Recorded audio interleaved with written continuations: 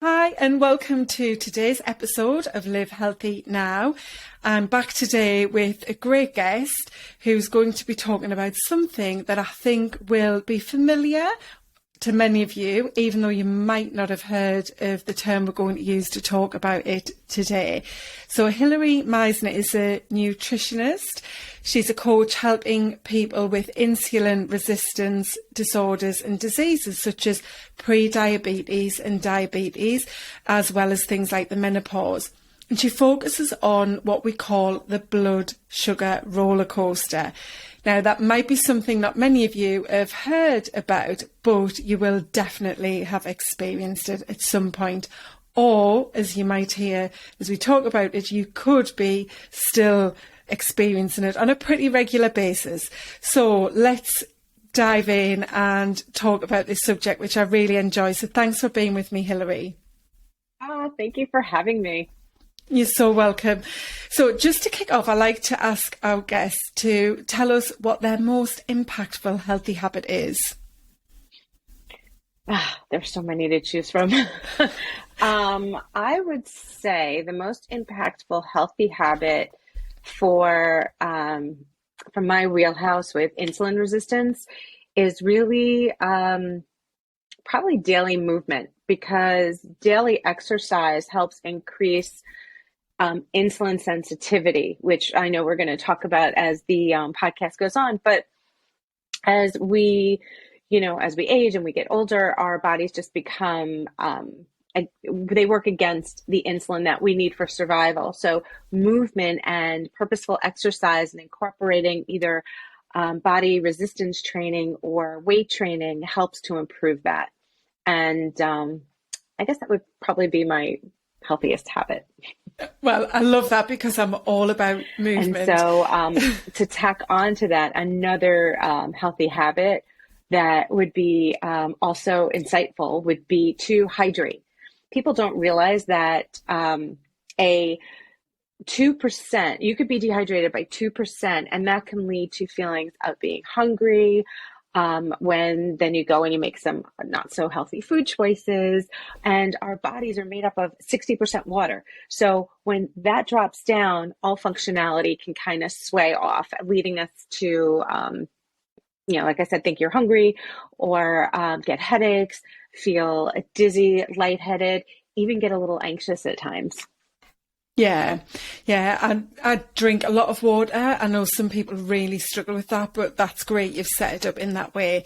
And so just with regard to living healthy, like how does that play out for you? Why is it so important for you to live healthy, but for also now in your role as a coach to help other people to live healthy? Yeah, that's a great question. For me personally, my journey, as a kid, I was a naturally skinny kid. Nobody really worried about what I ate, except my grandmother, who always said I was too skinny. And then puberty hit, and that just went out the window. But as I got older, I loved health and fitness. I got all the magazines, subscribed to, every healthy magazine I could. And then later on in life, I get pregnant. And I have gestational diabetes with both of my pregnancies. So nutrition really became a major focus, because I couldn't even imagine what unregulated blood sugars would look like for my unborn children. I have 3 kids, 2 pregnancies. Yes, there are twins. And then my youngest of my twins, when we were when she was born, there were a whole host of issues with feeding, but she was allergic to everything but wheat. So it became such an all-consuming factor in our lives of how do I feed my kid? How do I keep myself on track? That I just dove in, head first, getting all the information that I could. Then I had the opportunity to attend the Institute for Integrative Nutrition to become a health coach. I also attended Precision Nutrition to become a nutrition coach, and I'm currently in the process of up-leveling my certification to become a nutritional therapy practitioner. Because everything we do in life really revolves around food, right? Food is celebration, food is fuel, food is comfort, food is memories, food is habit. And all of that correlates into how we're going to feel. And that in turn ties into the foundations of health, our gut and our blood sugar regulation. And I feel it's a really important message to get out there, and that people are feeling lost. So coaching in conjunction with your current medical team is a great way to get your body back to balance and realize those results that you've been striving for year after year and setting those goals and New Year's resolutions. You can stop that because you're finally going to get the results that you've been craving for so long.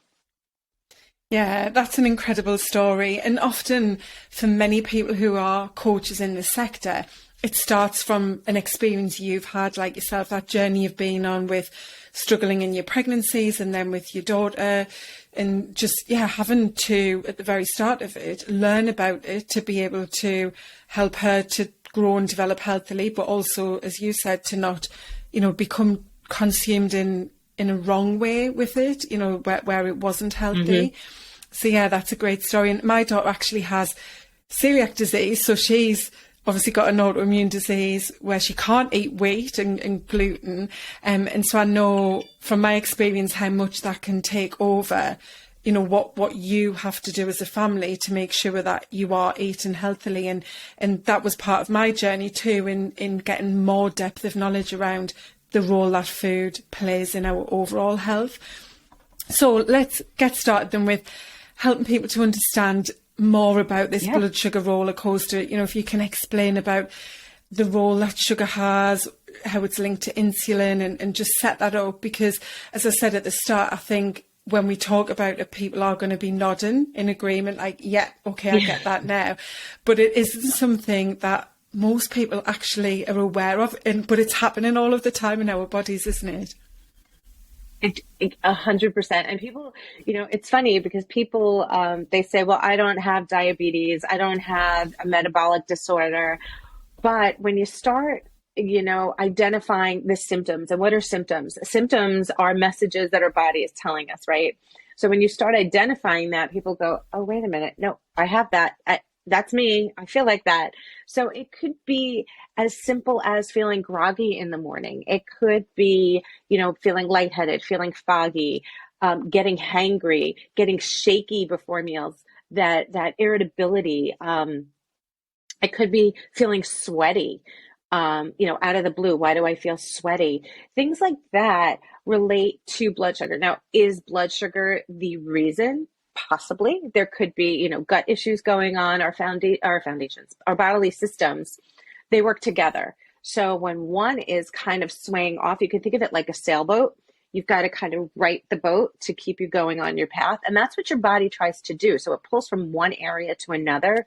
Stress plays a huge role in blood sugar that people don't even realize, because our adrenals are these tiny little glands that, when our endocrine system gets so taxed, and that's, the insulin of balancing the blood sugar, right? And when that system gets so taxed, the adrenals have to jump in. And when they don't really want to, but they're the support system.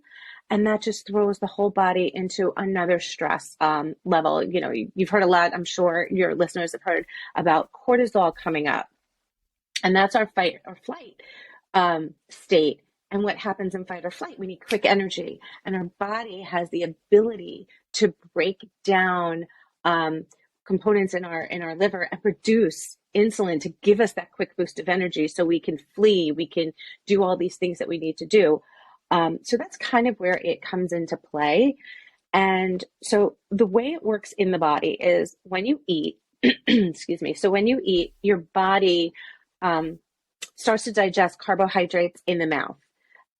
Fats and proteins, they start to digest in the stomach. And I'm sure where you are, and here in the States, we have an epidemic of processed food. I'm not even going to say obesity and malnutrition, but that's a whole nother story for a whole nother podcast, right? There's this whole epidemic that we're eating all this overly processed food. And what happens when you eat that, or you eat a carb heavy meal, and that could be an overabundance of even the good stuff, our body has to produce insulin. And the insulin is kind of like a bus, and it drives it to the cells and puts them in the bloodstream. And we only have about a teaspoon of blood sugar in our blood at any particular time. So this bus has to deliver this excess sugar to our muscle stores, which is our largest stores. And anything that can't fit in our muscle stores, it goes to our fat cells. And the muscle stores, you can think of like a storage container. They can only take in so much. So when that storage container is full, when you put the lid on, if you have let's say soup in there, it's going to spill out. But your body doesn't want to let go because that's liquid gold to your body. That's excess energy that we can't release. So it gets stored. And what happens is after that, you eat a high carb meal and then you start to plummet and come down. And because all that sugar is now being put away, but you've eaten so much and you've gone so low that now you want to spike back up. And that's that 3:00, I need my coffee. I'm tired. I want a snack. And then you got to bring yourself back up again. But the ideal is just to have a wave, just gentle wave, having meals with protein, fat, and fiber in them to keep your body going easily, so you get that burst of energy and you have that excess fuel to keep you going to the next meal. So, we don't have to snack all the time. We can have 3 meals and still feel full and satiated. Yeah, there's so much to unpack there, I think, and start to break down. Unpack there, I'm sure. So let's start with, you talked about the carbohydrates beginning their digestive process in your mouth, and the protein and fats start to digest in your gut. And I think that kind of links to a question I had about blood sugar, because certainly before I got into nutrition, my understanding of blood sugar was that it was caused by sugar, and carbs have a link to that because quite often a lot of the types of carbs we eat, because of the processed food challenges we've got, shall we say, are refined carbs or very high processed things like baked products, breads and pastries and cakes and biscuits and things like that, which we know have a lot of sugar in them. But not all carbs obviously contain high amounts of sugar, and the blood sugar that spikes isn't caused just by sugary foods, is it? No, the blood, when your blood sugar spikes, it's can it go up when you eat a meal with let's take a sweet potato. Okay, so you have this healthy meal of chicken, cauliflower, and sweet potato. Sweet potato is a very healthy carb. It's a complex carb, and that means it's, you want to look for carbs that are that they come from nature. They are in as whole food of a form as you can get them. But if you eat that sweet potato before your body is digesting the chicken and the cauliflower, you're still going to experience a spike. Now, it might not be as straight up as if you just ate a bag of potato chips, but you're still going to go up. So ideally, what you would want to do is, in proper portions, of course, enjoy the chicken and the cauliflower first, so your body, number one, starts the digestive process. Well, the digestive process actually starts in the brain when we start thinking about food. And you can think about that in the sense of, you smell pizza and your mouth starts to water. You're not eating the pizza, but you're smelling it. So your senses are telling your brain, hey, this is something good. And your brain goes, okay, let's get this. We like this. So that's how digestion actually starts. So when you eat the carbs, right, your brain is starting to digest them. Your mouth, your amylase in your mouth. So you're starting to digest it in your mouth. But I'm going in circles. I'm sorry. So the protein will give your body takes 20 minutes to feel like it's full. So when you start with the fibrous and the protein, your body can start that process, right? To send the signal to the brain, hey, I'm getting full. So one, you won't overeat on the carb, and two, it's already got some stuff in there and you won't spike as high. So there's something that people refer to as the metabolic campfire. So the carbs you can think of as kindling, right? They're the ones that start the fire. They're the ones that give you that quick boost. Then you have the logs, and that's your healthy fats. That's like avocado, olive oil, olives, coconut oil, things like that. And then you have your protein, and your protein is like a thick stool. So it can either be used to support your body, or if you need to, it could be thrown into the fire to keep the fire going. But the carbs are really just that quick burst. So we need probably half the amount that people are consuming, or even a quarter of the amount that people are consuming to keep the body going. It's just that they are usually the fun foods that people want more than need. Yeah, and the challenge with those kinds of foods as well is that by the very nature of what they are, they've been created to make us want them, haven't they? They've got those addictive properties which we crave. So one of the other things you mentioned, and if you're not watching it on YouTube, Hillary was drawing kind of that up and down roller coaster type picture, if you imagine that, with great big spikes and then big dips. You know, you're on a roller coaster, you're up and then you're down. So what causes that then? You know, when we've eaten something and you explained about that insulin, which is released to break down the sugars, to turn them into the glucose, to be stored in muscles or as fat in our liver. And then, you know, why is it that we have that roller coaster effect, though, that then we need to go back up and then we come down? And for some people, that literally is a way of eating for possibly 14, 16, maybe even more hours of the day, isn't it? So what happens over time, like as you were saying that people are eating that way, a lot of times what I found is that people are eating that way for years and years and years. One, they haven't been taught any different. Here in the States, people follow the standard American diet, which is a very carb forward way of eating. And, you know, part of the premise behind it is that, well, it goes deeper, but to have that many carbs, we don't really need it. Our body does need carbs to survive. Our brain likes carbs, but, you know, you could be fat fueled over a sugar burner if you choose. So our bodies are adaptive to that. But when you have someone that has been eating this way for years, carbs over carbs over carbs, you mentioned that we crave that. And when you look at the processed carbs, right, they're designed by corporations to be something called hyperpalatable. And what that means is there are scientists in rooms who are developing natural flavors. If you look on the label of your package, it could say in some instances natural flavors and colorings. That doesn't mean that they're juicing an apple and putting apple juice into the product.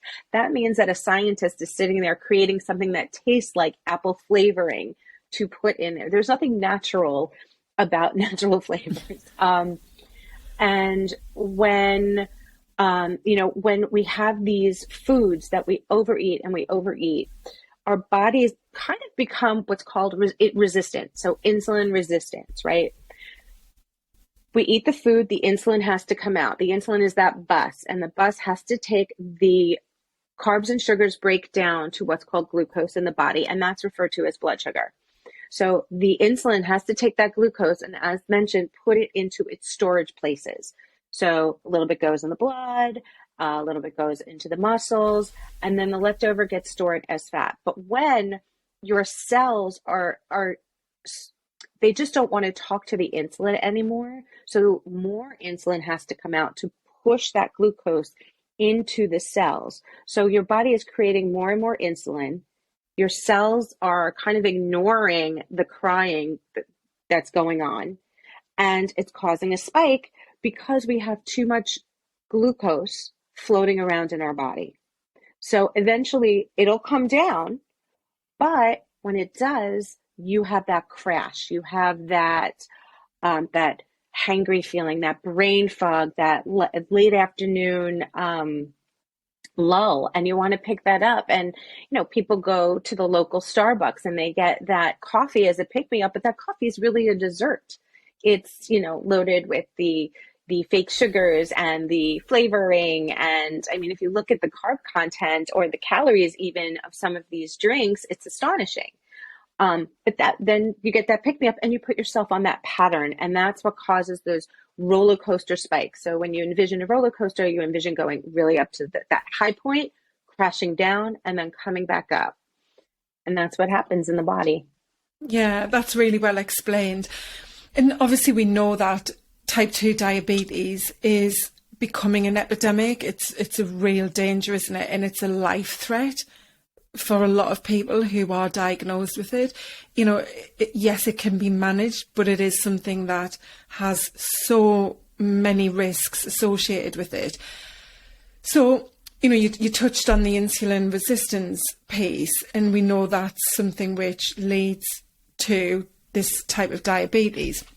Like, what is it you're seeing people come to you with, when they are either at risk of being diagnosed or have just been diagnosed? Like, what are those habits that they're struggling with, and how do you work with them to change those? Yeah. So everybody is different in the sense of, we're all got unique, we're as unique as our fingerprints. So lifestyle is one thing we look at. Habits is another thing we look at, but we also look at the individuality. We look at someone's, their not their genetic makeup. I'm not reading labs, but what disease has been in your family, and that's not a precursor saying that you are definitely going to fall into, becoming, let's say, diabetes. You're going to be a diabetic, but if your mother had it and your father had it and your grandmother had it, there's a good indication that you are on that path. So what can we do to prevent that? Religious background comes into play as far as cultural foods and things that people aren't willing to give up per se. We have to work around that because you have to live your life. You have to enjoy. Food is a part of life, and you have to enjoy your food. It's a matter of understanding what's going to work best for your body and how to adjust what you love to fit into your goals and your intentions, right? One of the ways I do that personally is anybody that comes to work with me one-on-one fills out it's pretty extensive. It's a 300 question nutritional assessment. And what that does is it gives me a picture to help you work on the areas of your foundation, of your body that needs support. As I mentioned in the beginning, like maybe your adrenals need support. Maybe your liver needs support. Maybe you're not eating enough healthy fats in your diet. And that could be, just adding a couple of, swapping out margarine for butter can make a big difference, or swapping out margarine for olive oil. And that's grass-fed butter, by the way. It could be something as simple as adding more water into your diet. It could be that you're so overstressed that we have to work on stress management to bring down the insulin resistance, because like I said, it plays a role. It could be sleep. There are so many different factors that come into play that, there's so many books out there, right? And people can spend hours Googling what's best for me. How am I going to solve my problem? But, you are, you're not fixing your car based on a YouTube video. You're going to someone for help. And that's what coaches, that's what we do. We help you fix it and help you as far as getting the tools that you need in order to do it versus just watching something and saying, hey, that may be right. That may be right. We take the guesswork out of it for you. Yeah. And I think, you mentioned how long some people can have been living the way that they are with these bad habits. And that's very difficult for most people to change. A lot of people have information or knowledge about the way they'd like to live or how they should be living, through things like what we're sharing here. But because of those very strong embed habits that are just part of who you are, it's not as easy as just hearing the information and then putting it into practice, is it? It's really getting clear on how you want to live, how you want to feel, why that's important, and then what's the first thing you have to focus on, and then the next thing, because quite often it can be very overwhelming, can't it? And I imagine with the type of people you're working with, there are a lot of different factors that come into play. Food is obviously a huge part of it, getting that nutrition piece right and balanced in the best way possible. But then you mentioned in your own habits things like hydration, exercise, you've touched on sleep and stress. All of those things are part of my framework as well, because we know that they're all very intrinsically linked and impact one another, don't they? I want to touch on weight, because I know this is something a lot of people struggle with. And this is something I'm very sensitive about talking about. I feel very strongly about it, because I think there's a misconception that being overweight equals being unhealthy, and being an okay weight or underweight equals being healthy.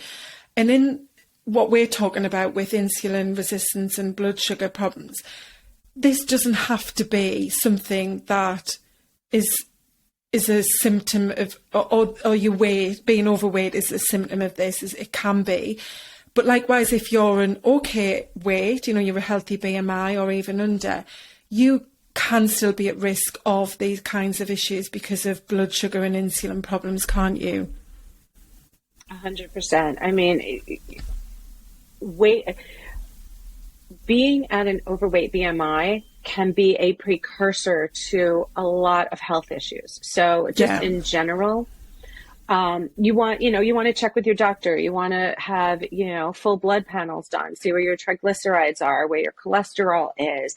Of course, your A1C is a marker of, where you're teetering on as far as pre-diabetes or diabetes.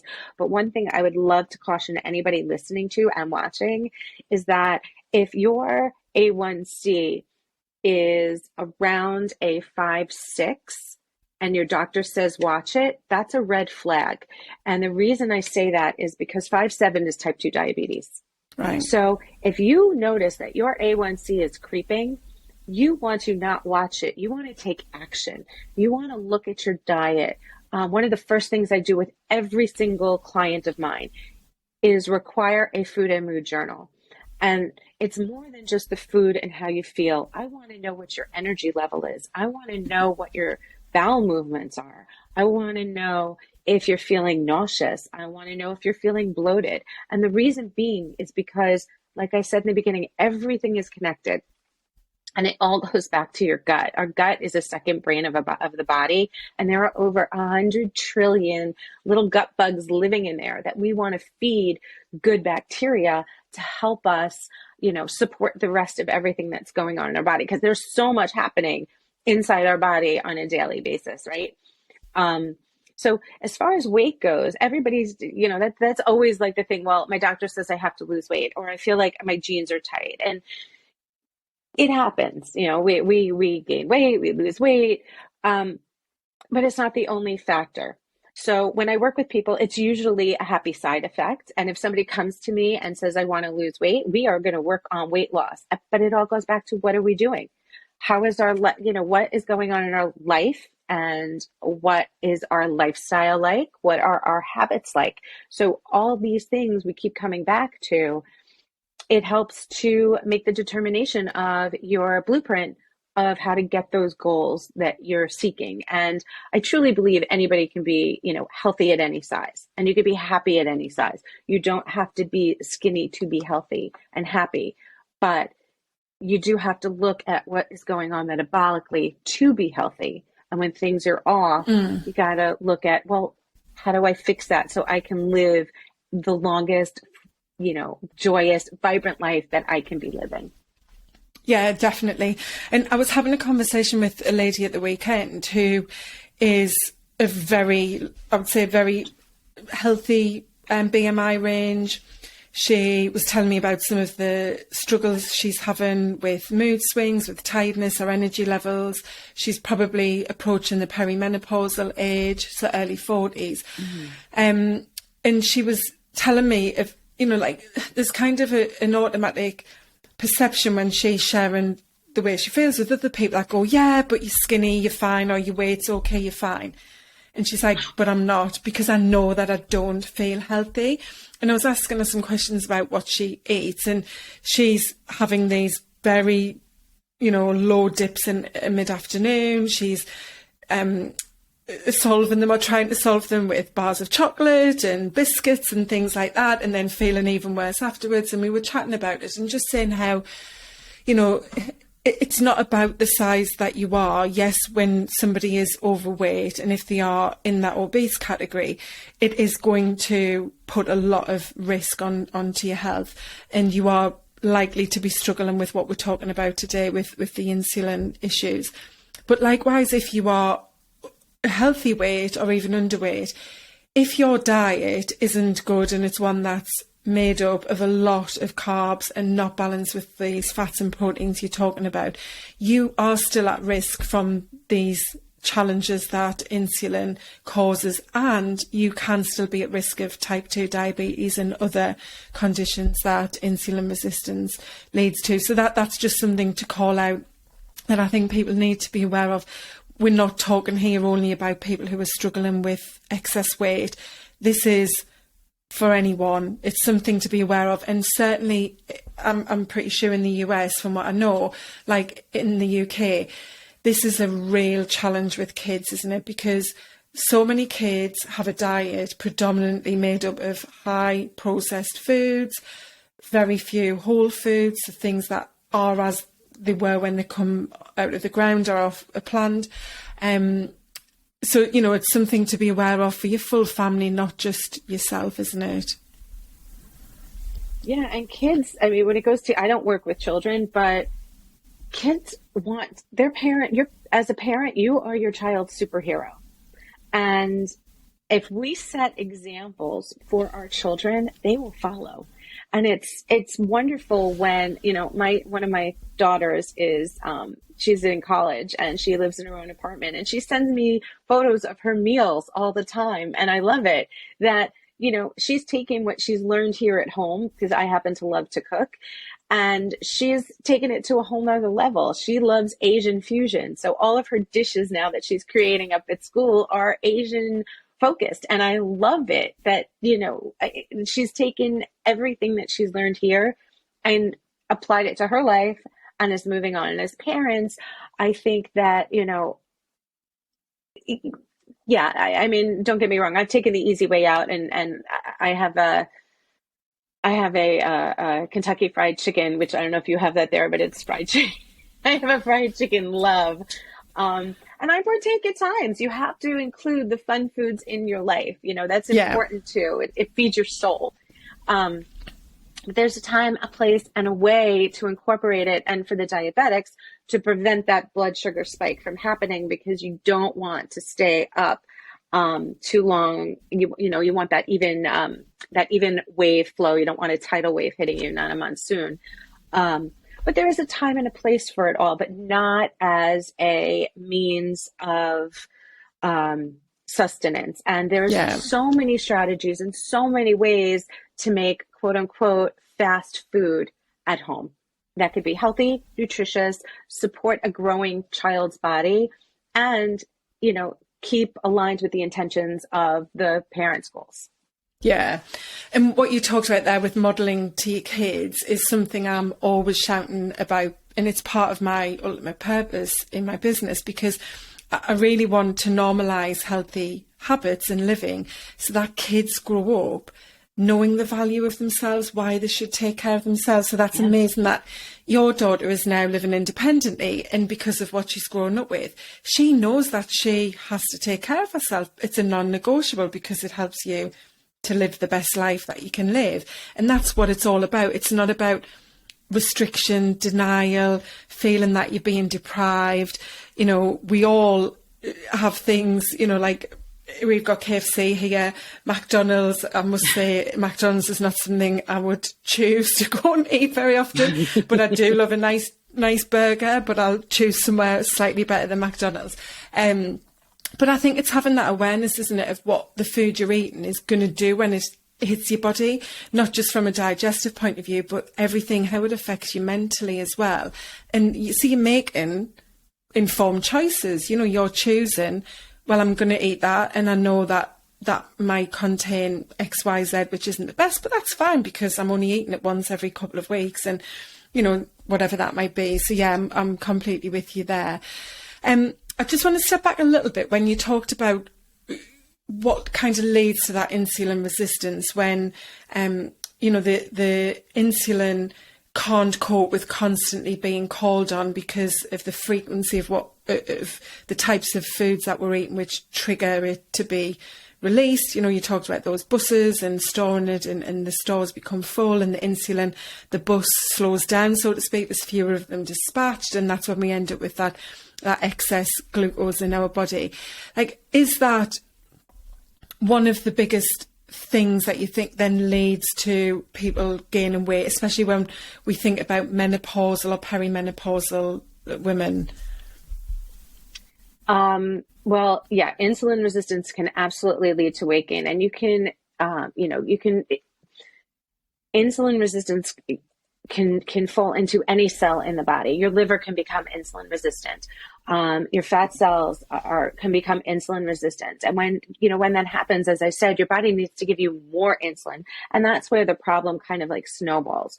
When it comes to menopause, excuse me, 100%, when women are getting that midlife middle, and we're experiencing, as I like to call it, midlife mayhem, with hot flashes and all those other fun things that come along with menopause, that definitely falls into a level of insulin resistance and your endocrine system being taxed. And what happens is when we're born, our adrenals, those little glands that we spoke about, they are the ones that produce your sex hormones. So, you know, your estrogen, your testosterone, your progesterone. And then when we enter puberty, our ovaries take over. And as we move back into, or as we move forward, I should say, into perimenopause and menopause, that baton gets then backhanded over to the adrenals. So we're not producing as much of these sex hormones. Our adrenals are now taking over. And if your adrenals have been stressed out, if your endocrine system has been stressed out for so long, you are going to have these hot flashes. You are going to be experiencing the menopausal middle and the weight gain. You are going to be getting irritable out of the blue and not understanding why, because it's all coming back to balance. So is there, there's HRT therapy, which is not for everybody. As a type 1 diabetic, it was not something that I was allowed to do as per my physicians. And thankfully, I did not have terrible hot flashes, but you have to focus on, you have to focus on things that you can work on. And even if you are taking HRT, there are things that are in your control that you can do daily to make you feel better. And when I work with menopausal women, we do look at that. We look at the overall lifestyle. We look at what you're eating when you're eating.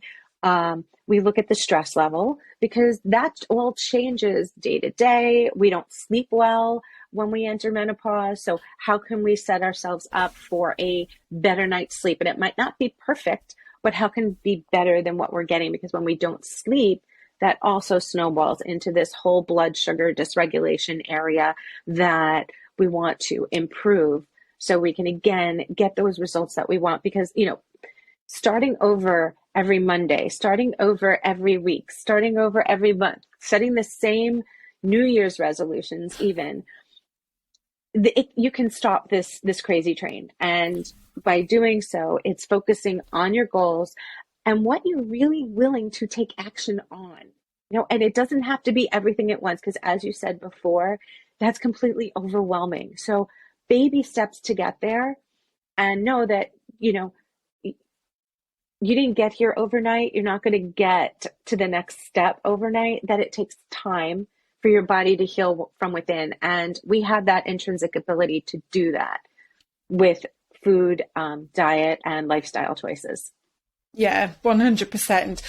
So when you talk about taking those steps to change and really focusing on the small steps, what would be the first thing that you would say to someone when it comes to food and their diet, who is listening and thinking, either they're aware of these big crashes, they're aware of constantly having these cravings, especially when they're associated with tiredness during the afternoon or maybe early evening, or they know they're approaching maybe being at risk because of their overall health choices or something like the perimenopause. What could you do to get started really easily in the next couple of days?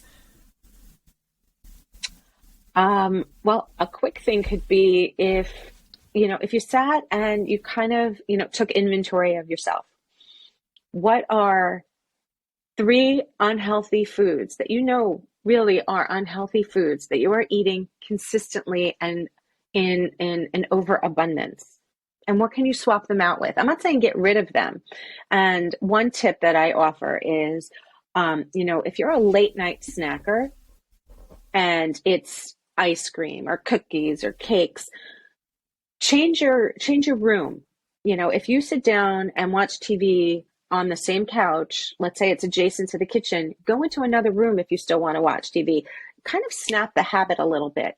If you feel that you can't give up your late night chocolate and you go for, let's say a Hershey bar, which is milk chocolate, which has a ton of excess sugar in it, swap that out for a 70 to 80% chocolate bar and have 1 or 2 squares and see if that satisfies you, because there's no added sugar. It's lower in calorie and carb.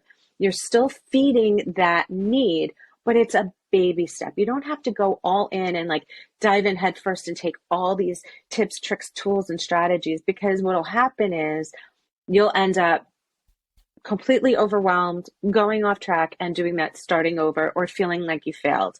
And you didn't fail. There is no failure. You are just learning how to navigate this next step in life. And if somebody is teetering on that, that A1C that is approaching pre-diabetes or diabetes, I would urge you to take action on your diet first and look at the carbs. And if your doctor hasn't requested it or mentioned it, ask for a glucose monitor and test your blood sugars post-meal, pre-meal, and see where your blood sugars are spiking to, so you can make adjustments. And of course, there are millions of coaches, dietitians, nutritionists out there who can help you navigate this world of nutrition and lifestyle. Oh, brilliant. That's such good advice. And I like that idea of just thinking about what 3 things you might be eating on a regular basis that deep down are not doing you any favours, that are not the best things you could be having on a regular basis anyway. Like we said, there's no need to eliminate them 100%, but maybe just not having them all of the time. And finally, I just want to ask a little bit more about carbs. When you're talking there about, looking at the carbs that you eat, just to because a lot of people do actually struggle with being really clear about carbs and what are good carbs, and there's so many different types, isn't there, with the refined, the unrefined, then, trying to have whole wheat, making sure we get fibre in our diets as well. So what kinds of things do people really need to not be eating on a regular basis when it comes to the carbohydrates? I would say to that question, focus on a whole food first approach. Right. So the way to think about that is nobody is overeating a bag of apples, but they can easily overeat a bag of chips, right? Yeah. And again, that goes back to that hyperpalatability and the design and that salt or that sweet, however you're eating, or the bag of cookies, it's like, oh, it's so good, I have to have more than one. But an apple will satiate you. An apple will give you the fiber, and an apple will also give you the minerals, which are these powerhouses that support the macronutrients, which are your protein and your fat and your carbs, to help your body work, because everything in the body needs these little powerhouses, these minerals. That's copper, iodine, chromium, things like that, zinc, magnesium. So when you focus on a whole food first approach, you kind of give your body what it's looking for. So you're not going to be as hungry because your body feels good. Your body feels satiated. You stay fuller longer. And then once you get into a groove and a habit and you realize how, I recently had a client say to me, yesterday that she didn't realize that 3 meals a day can actually satisfy her, that she doesn't need to snack all day, because she was snacking. She woke up, she had her breakfast, she snacked, then she had her lunch, then she snacked, then she had her dinner, then she snacked and snacked. So she couldn't take weight off because she was eating far more calories than she was expending in energy. And your body, like I said, it wants to hang on to it, because even though we've evolved so much, our body still needs to prepare for a fight or flight. Like, we're going to be chased by a giant dinosaur. We've got to have that quick energy available. And as much as I can keep, I'm going to keep. But in reality, if it flew, grew, swam, or ran, that should be your first approach. And then you save some room for the fun stuff, with the holidays coming up and whatnot. You've got to eat your sweet treats, but in moderation and in proper portion sizes for your goals and your body. Yeah, that's great. Thanks, Hillary. And I think the key message there is have a balance between the carbs, the good fats, and the protein. Try and understand what each of those three things are. And what I like to say to people as well is maybe, start off with one recipe you can cook from scratch and get good at doing that, especially if you're a beginner in the kitchen, and have that as one of your kind of family go-to meals. Then you add another one, and don't try to constantly have variety when you are starting out and, you may be trying to make a big shift from the way you eat, shop and cook to being healthier, as we're talking about. So just try to find, some new fruits or vegetables, a new recipe, and start with one meal and then add on another maybe a couple of weeks later once you've nailed that one and you enjoy it. And on the snacking, I absolutely totally get that, because for many, many years I went to diet, like weight loss clubs. I was always trying to lose weight, stepping on those scales every week and, going home and having a treat meal because I wasn't being weighed for another 7 days. And I religiously snacked every day, every morning, every afternoon. It was like, you could set the alarm by when I would suddenly feel ready for a snack.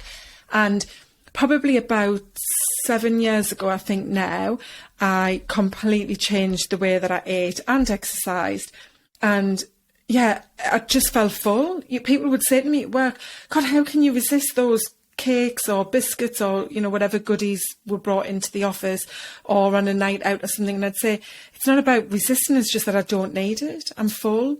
I haven't ever experienced being like this, but now the way that I cook, and I did used to cook from scratch a lot of the time, but I was eating the wrong types of foods and I was eating a lot of very low fat, low sugar, diet type product that wasn't satisfying, fulfilling, providing, those essential nutrients and vitamins and the fibre that we need.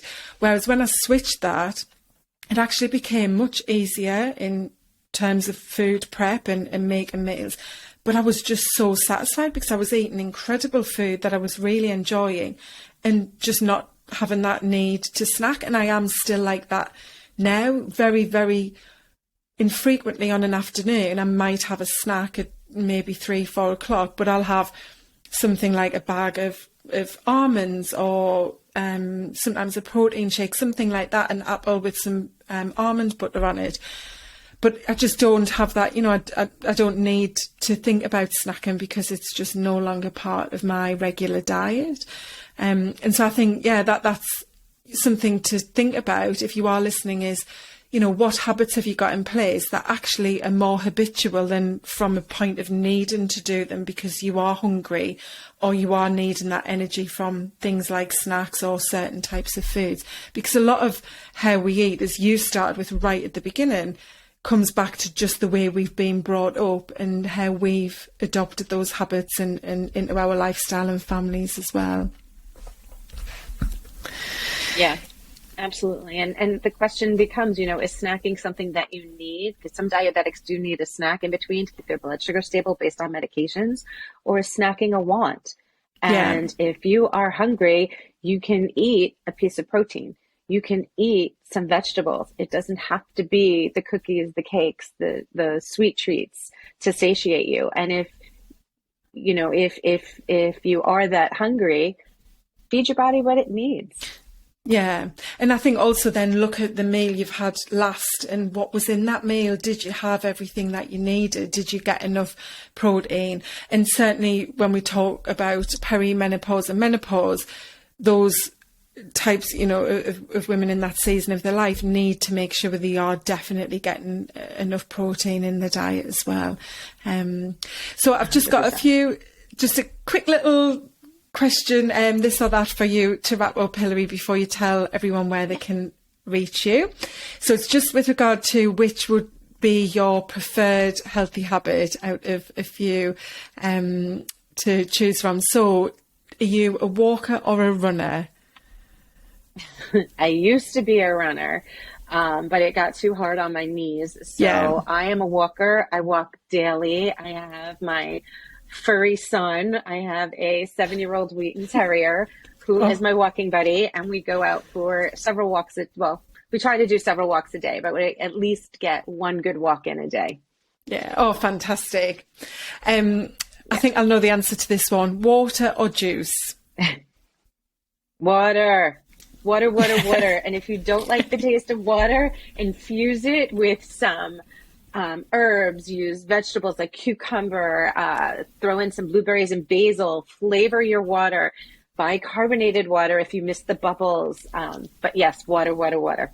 Yeah, definitely me too. Morning or a bedtime routine? Oh, that's a tough one.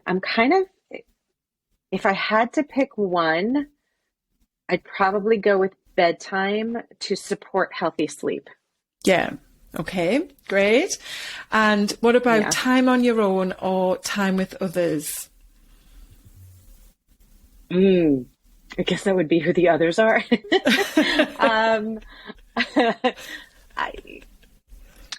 That's a tough one too, because there are some times I feel that I need that self-care alone time.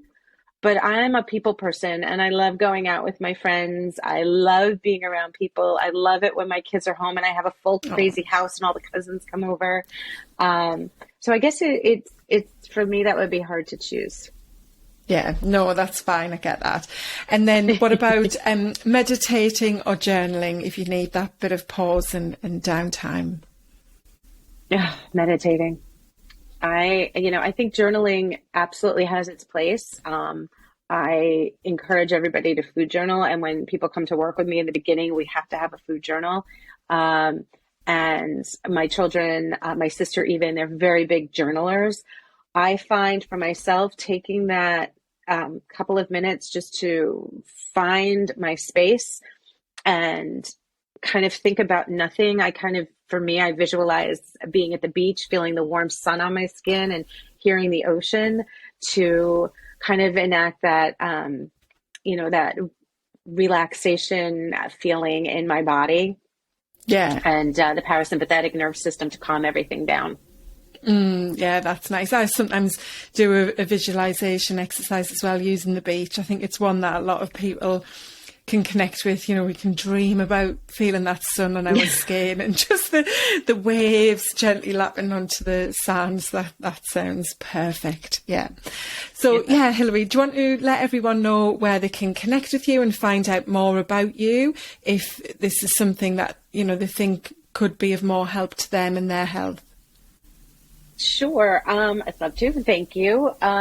So I am on Facebook and Instagram at the Meisner Method. Both is the same handle in both places. My website is themeisnermethod.com. And if anybody would love to follow me, join my private Facebook group. We'd be happy to have you. There are tons of recipes in my Facebook group. I post them weekly. I post different things on the public forums than I do in the Facebook group, because the Facebook group is kind of like the backyard where the party's happening. And if you are raising your hand to join, you deserve to get the special treatment. Yeah. So there's coaching topics. I do free challenges. We just did in October, we did a Croctober challenge to break out your Instant Pot, break out your slow cooker, and put some new, as you were talking about, new meals. So put some new meals into your recipe rotation that, would excite you. Everything from like desserts to breakfast that you can make in these, quick kitchen appliances. Yeah. And yeah, those are the best ways to find me. Brilliant. Oh, and I love the slow cooker, so I might have to check some of those recipes out. And I think I need to get maybe a couple of your daughter's Asian fusion ones, because I do really like to cook Asian food as well. I love all of the spices, the flavours and the chili and so on there. That's a big favourite for me. Yeah. And I know you've got a free guide as well. I'll send you the miso salmon. Oh, yeah, I love salmon and love miso as well. So I'll put all of the links to reach Hillary and connect with her, join the Facebook group if you would like to get your hands on some of these incredible recipes. And she's got a free guide as well to get you started on looking at your healthy eating habits and making some of the changes that we've talked about today. So thanks so much, Hillary. It's been really interesting, and I know for sure whatever stage, someone's at in their health journey, this will add value, because having this knowledge about what you eat and what it's doing when you eat any types of food, once you've swallowed it and it enters the system, this is, just so valuable to improve your overall health and happiness.